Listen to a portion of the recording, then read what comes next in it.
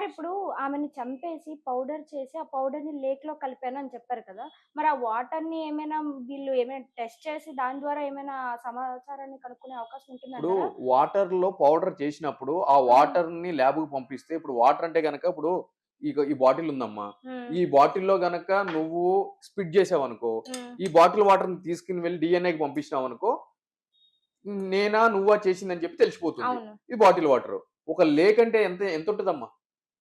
Lake అంటే ఎంతుంటది? లేక్‌లో water తీస్తే దాంట్లో ఏమేమి ఉంటాయి? హ్మ్. బాక్టీరియా ఉంటది, వైరస్ ఉంటది, ఫంగస్ ఉంటది. అన్నీ ఉంటాయి గదా! హ్మ్. సో, దాంట్లో ఈ పౌడర్ కలిసిందా లేదా అని చెప్పి ఎట్లా ఫైండ్ ఔట్ జేస్తారు?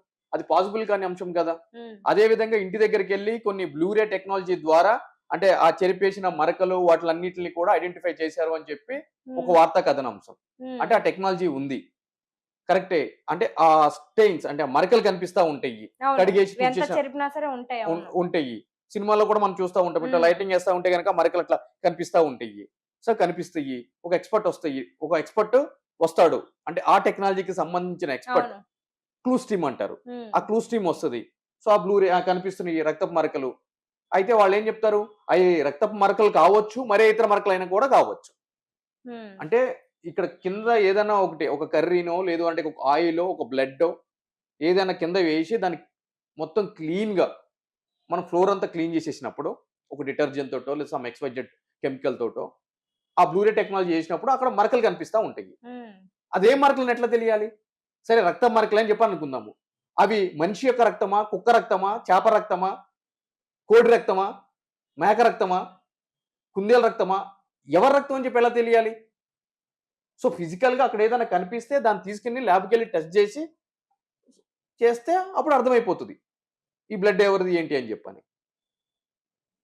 సో, కొంత ఏదో దొరికింది అని చెప్పనంటున్నారు. దాన్ని పిల్లల డీఎన్ఏతో చూస్తే సరిచూస్తే దాని ప్రకారము కేసు ముందుకు వెళ్తది అని చెప్పి కూడా పోలీస్ వాళ్ళంటారు. ఇంకొక హ్మ్. కథనం ఏముంది అనంటే గనక హ్మ్. ఇంకొక కథనం ఏముంది అనంటే గనక ఇతనికి వేరే వాళ్ళతో ఎవరితో అయినా సరే అక్రమ సంబంధం ఉండి లీగల్ రిలేషన్‌షిప్. ఓకే. ఉండాలి.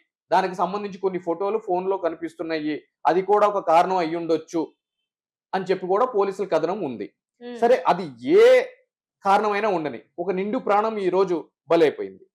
దానికి సంబంధించి ఆ యొక్క నేరం చేసిన వ్యక్తికి కఠినమైన శిక్ష పడాలి అనంటే గనక కోర్ట్ ముందు తగిన సాక్ష్యాధారాలు కావాలి. హ్మ్. సార్ ఇంకోటొచ్చేసి తను నిజమే చెప్తున్నప్పుడు నేనే అవును చంపాను, ఇలా చంపాను, అలా చంపాను. కాపోతే మీరు నేను ఇలా చంపానని చెప్పాను కదా! మీరు రుజువు చేసి చూపించండి అని అంటున్నారు. మరి ఇలాంటప్పుడు నేను ఒకడిని చంపిన తర్వాత అవును నేను ఇలాగే చంపాను. కానీ మీరు రుజువు చేసి చూపించండి అని అన్నప్పుడు పోలీసులు దీనికి తగ్గ సాక్ష్యాలు వాళ్ళ దగ్గర ఏమీ లేవు. మరి ఈ విషయంలో మరి కోర్ట్ దగ్గరికి వెళ్ళేసరికి పోలీసులు దీంట్లో ఫెయిల్ అయ్యే అవకాశాలున్నాయని కొంతమంది అంటున్నారు. మరి ఇది ఏ విధంగా చూడొచ్చంటే పోలీసులు నిజంగానే ఫెయిల్ అవుతారా ఈ విషయంలోని?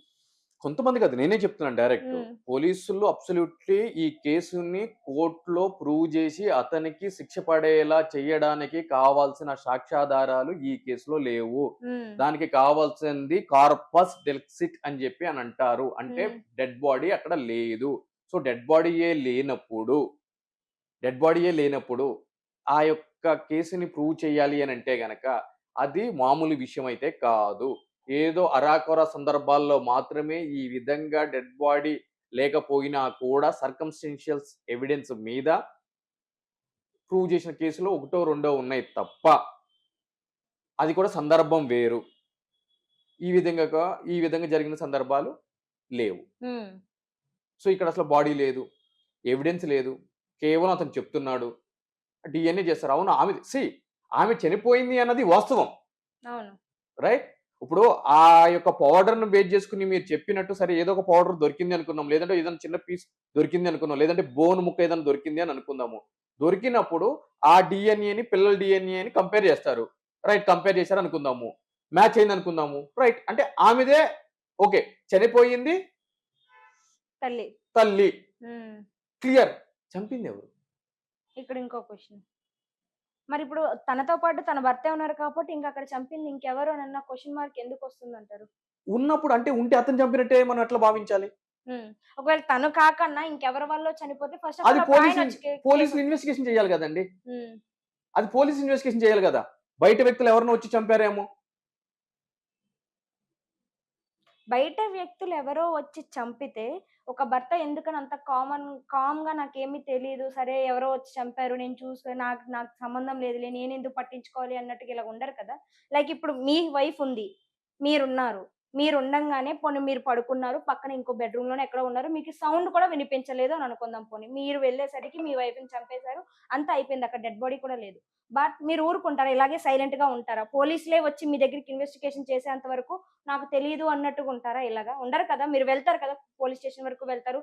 మీరొక లాయర్ కాబట్టి మీరు ఏ విధంగా దీన్ని సాల్వ్ చేయాలో మీ ఆలోచనలు మీరు ఇప్పుడు చేస్తారు. సమాజంలో చచ్చిపోయిన అన్నిట్లికి మనం అట్రిబ్యూట్ చేసుకుంటున్నాము అని అంటే గనక, హ్మ్. ఇప్పుడది మీరైనా, మీ హస్బెండ్ అయినా సరే, మీరు చచ్చిపోయినా, లేదంటే గనక మీ హస్బెండ్ మిమ్మల్ని చంపేసినా, హ్మ్. లేదు అనంటే గనక మీరు మీ హస్బెండ్‌ని చంపేసినా కూడా, ఇక్కడేంటి అనంటే గనక పరిస్థితులు ఏముంటాయి అనేది ఇక్కడ ప్రధానమైన కారణంగా మనం అంటే చూడాలి. పరిస్థితులు ఎలా ఉన్నా సరే, పరిస్థితులు కొంచెం బాగోలేదు అనేసి ఒక మనిషిని ఇంకో మనిషి చంపుకోవచ్చు అని అంటారు. చంపాడా? చంపలేదా? అనేది పోలీస్ ఇన్వెస్టిగేషన్‌లో తేలాల్సిన అంశము. హ్మ్. ఒక కెమెరా పెట్టుకొని, ఒక మీడియా పట్టుకొని, మేమే మొత్తం చేసేస్తాం మీడియా ట్రైలు అనంటే గనక, హ్మ్. అది నేటి ఈ కాలంలో చెల్లదు. మీడియాకు కూడా కొన్ని హద్దులుంటయి. హ్మ్. సో, ఎవడు అడిగేటోడు లేడు గదా! అని జెప్పి మేము ఇష్టం వచ్చినట్టు ప్రతి దాని మీద మాట్లాడతాము అనంటే గనక, కోర్ట్ నుంచి చెంపదెబ్బలు లెఫ్ట్, రైట్ పడతా ఉన్నయి. హ్మ్. కొన్ని ఛానెల్స్ అయితే మూసుకునే పరిస్థితి కూడా ఉంది. హ్మ్. సో, నేనిక్కడ ఏమంటున్నాను అనంటే గనక, ఒక క్రైమ్ జరిగినప్పుడు పైన చూసే స్క్రోలింగ్‌లు పట్టుకొని, మొత్తం మనకే తెలుసు అని జెప్పుకొని తిరిగి ఈ సో కాల్డ్ జర్నలిస్ట్‌లకి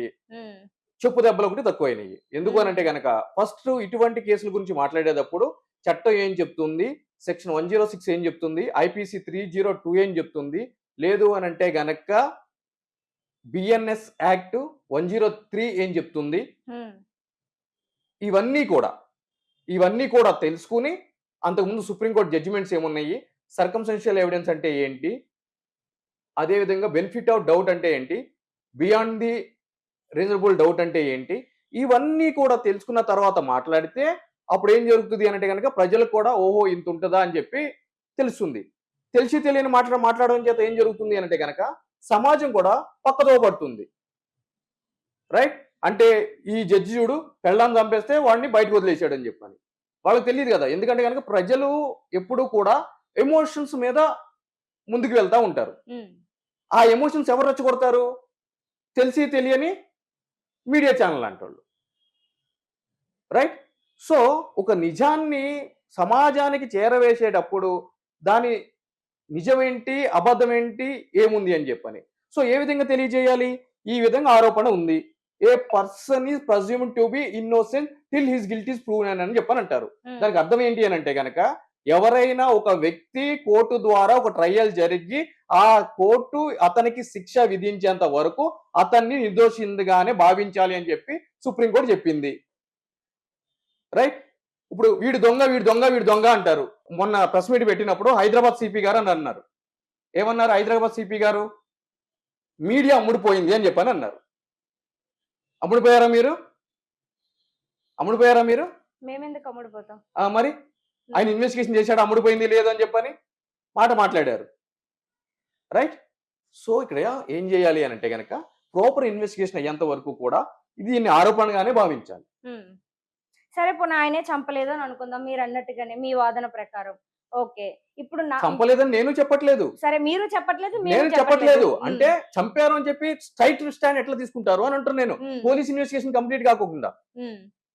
అది ఇన్వెస్టిగేషన్ కంప్లీట్ అయ్యి, చార్జ్ షీట్ అయ్యి, ట్రయల్ అయ్యేంత వరకు మీరు చెప్పలేరు, నేను చెప్పలేను. చంపుండొచ్చు, చంపకుండా కూడా పోయి ఉండొచ్చు. హ్మ్. ఎవ్వరు చంపకుండా ఒక మనిషి ఎక్కడికెళ్ళిపోయారని ఇక్కడ ఇంకో క్వెషన్ మార్క్ కూడా ఉంటుంది కదా! ఇప్పుడు మనిషి పోనీ చనిపోలేదు. సజీవంగానే ఆమె ఉంది. ఎక్కడ ఎవరు ఏమి చేయలేదని అనుకుంటే, ఆమె బతికి ఎక్కడొక్కడ ఉండాలి. దానికి తగ్గ ఆధారాలు కూడా దొరకాలి కదా! ఇప్పుడు ఒక మనిషి లేదు, ఆమె డెడ్ బాడీ లేదు అని అన్నప్పుడు, ఆమెతో పాటు ఎవరైతే ఉన్నారో ఆటోమేటిక్‌గా వాళ్ళనే అనుమానిస్తారు. ఇక్కడ మనం ఎంత ఆయన చంపారు అన్నా కూడా, చంపలేదు అన్నా కూడా ఎవరైతే ఉంటారో వాళ్ళని మాత్రమే సస్పెక్ట్‌గా తీసుకుంటారు. ఇక్కడ ఇంకొకళ్ళు ఎవ్వరిని తీసుకోవడానికి ఛాన్స్ లేదు. పోనీ పిల్లలు ఉన్న వాళ్ళతోని సో, పిల్లల్ని పాయింట్ ఔట్ చేసి పిల్లలున్నారు కాబట్టి వాళ్ళు చెప్పే సమాధానాన్ని కూడా కొద్దిగా లెక్కల్లోకి తీసుకునే అవకాశం ఉంటుంది. బట్ మీరన్నది కూడా పాయింటే. బట్ ఆయన చేశారో లేదో అనేది మనకు కూడా తెలీదు. బట్ ఇక్కడ లాస్ట్ అండ్ ఫైనల్ నా క్వెషన్ ఏంటంటే, ఒకవేళ ఆయనే చంపారు అని అనేసి ప్రూవ్ అయితే గనక, నార్మల్ గా ఒక మర్డర్ జరిగితే 302 ప్రకారం ఆ సెక్షన్ కింద తనకి ఒక శిక్ష అనేది వేశారు. బట్ ఇక్కడ ఒకవేళ నిజంగా తనే చంపుంటే గనక ఒక ఆఫీ తను ఒక గవర్నమెంట్ ఆఫీసర్ గా వర్క్ చేస్తూ దాంతో పాటుగా అతి కిరాతకంగా మనిషిని ముక్కలు ముక్కల కింద చేసి పిల్లలకి తల్లి లేకుండా చేసినందుకు తినకి ఏ విధంగా శిక్ష వేయొచ్చు అంటారు? Rarest of the rare case కింద కోర్టు గనక భావించినట్లయితే గనక డెత్ పెనాల్టీ అంటే ఉరి శిక్ష విధించడం జరుగుతుంది. హ్మ్. ఆ విధంగా కాదు అని చెప్పి కోర్టు భావిస్తే గనక ఇది హ్మ్. Rarest of the rare case కాదు అని చెప్పి కోర్టు భావిస్తే అతనికి జీవిత కాలపు శిక్ష విధించవచ్చు. హ్మ్. లేదు అనంటే గనక 10 సంవత్సరాల శిక్ష విధించవచ్చు. హ్మ్. సో, ఆ యొక్క తీవ్రతను బట్టి, కేసును బట్టి కోర్టు వారి శిక్ష అనేది ఉంటుంది. ఒకవేళ ఇప్పుడు అతనికి శిక్షణ వేస్తే గనక, ఇప్పుడు మొగుడు పెళ్ళాలకన్నాక గొడవలనేవి అవుతూ ఉంటాయి. సో, ఒకరు ఎలాగో పోయారు. ఇంకొకరైనా ఉన్నారు కదా! సో, ఇప్పుడు వీళ్ళని కూడా శిక్షించడం వల్ల ఉన్న పిల్లలు కూడా రోడ్డు మీద పడతారు కదా! మరి వీళ్ళని కూడా కొంచెం తీసుకొని మరి దీన్ని ఇంకా వేరే వేరే విధంగా ఏమైనా మార్చడానికి అవకాశం సో, ఉండదంటారా? అటువంటి పరిస్థితుల్లో ఒకవేళ శిక్ష విధించినప్పుడు హ్మ్. వాళ్ళు కోర్టుని గనక ప్లీడ్ చేసుకుంటే, నాకు హ్మ్. పిల్లలున్నారు. వాళ్ళ యొక్క భవిష్యత్తు నాశనం అయితది. ఒక క్షణికావేశంలో జరిగాను అని చెప్పి ఓకే. అతను శిక్ష ఒప్పుకొని యాక్సెప్ట్ చేస్తే. చేసి శిక్ష హ్మ్. చేస్తే గనక దాన్ని పరిగణలోకి తీసుకోవడానికి కూడా కోర్టుకి పుష్కలమైన అవకాశాలున్నాయి. హ్మ్. దాని ప్రకారం శిక్ష తగ్గించడానికి. ఓకే. అంతే తప్ప శిక్ష పూర్తిగా వేయకుండా తీయడానికి ఉండడానికి కాదు. హ్మ్. శిక్ష అంటే మరణ శిక్ష విధిస్తున్నారనుకోండి, దాన్ని హ్మ్. జీవిత ఖైదు చేస్తారు. హ్మ్. అంత మాత్రాన అతను బయటకొస్తాడని కాదు. ఓకే. అవును. బట్ జైల్లోనే తన యొక్క శాశ్వతంగా ఉంటాడు. హ్మ్. తన ఓకే. జీవితకాలం.